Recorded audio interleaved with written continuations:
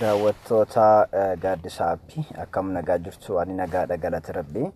Egaa har'a mootiyyoo aappii tokko qabadhee isiniif dhiyaadheera.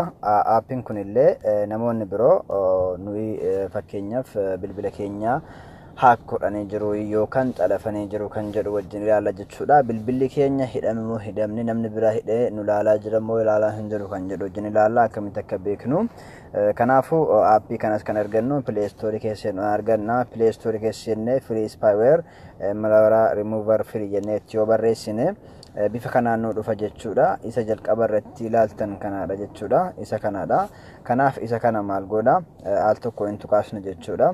Egaa al tokko tuqaasne booda anaan open jedhee jira jechuudha. Isiniin immoo install jedha. Kanaaf ani waan sabanadhee jiruuf open jettaniin jechuudha.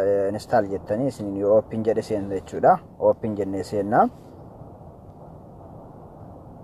Okay, open jenne yeroo seenne bifa kanaan search godhaa jira. Loading jedhaan jira. Okay, ni eegna jechuudha.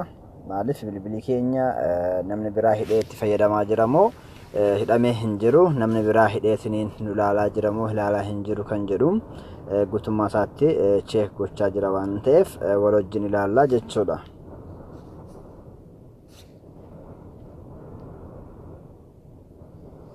Okay, akkuma ilaaltan kana start scan nuun jedhee bifa kanaan nu fidee jira jechuudha.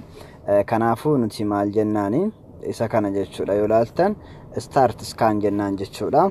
Kanaaf start scan kan jedhu kana al tokko hin tuqaasna. Erga tuqaasne mootiyyuu bifa kanaan nu dhufa jechuudha. Maal nuun jedha jechuudha. Asirratti akkuma ilaaltani isa kana akkuma ilaaltan jechuudha.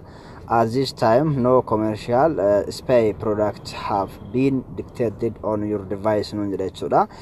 Yeroo kanatti jechuudha bilbilli keenya nama tokko hidhamee hin jiru jechuudha. Amma kiyya fakkeenyaaf bilbilli tokkochiyyuu nama tokkoon hidhamee hin jiru. Kanaaf bilbilli keenya immoo namni biraa hidhatee yoo jiraate iddoo kanatti jijjiiree nuuf fida jechuudha. Bakka barreeffamaan amma nuuf scan godheetiniin barbaadee nuuf fide kanatti your device is clean kan jedhu kun iddoo mataa gubbaarratti amma ilaaltan kanatti bifa kanaan nuuf fide jechuudha. At this time no commercial spy products have been dictated on your device kan jedhu kun biyyoo qulqullinaan qaban yookaan immoo tiyyuu bilbilli keenya hidhamee yoo jiraate isa kana nuuf fidu jechuudha, kan biraa nuuf fide jechuudha. Kanaaf amma tiyyuu yeroo kanatti bilbilli kan koo haak godhame yookaan hatamee hin jiru jechuudha. Gara biraatiin isiniin jedha. Kanaaf isinis immoo tiyyuu yeroo hundumayyuu bilbila keessan bifa kanaan scan gootanii yeroo ilaaltan namoonni biroo bilbila keessan osoo isin hin beekne hidhachuu waan danda'anii fi bilbilli kiyya hidhamee jira moo hidhamee hin jiru kan jedhu bifa kanaan ilaaluu hin dandeessan isiniin jedha.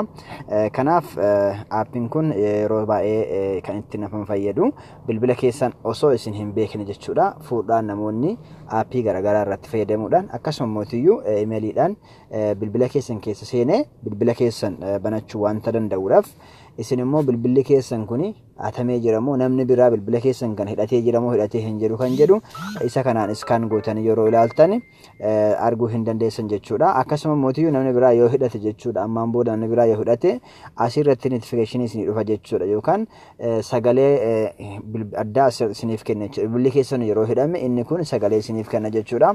Kanaaf aappiin kun isin tole namoota birootiif share gochuun dagatinaa isiniin jedha. Gaaddisaa aappii jechuudhaan subscribe godhaa.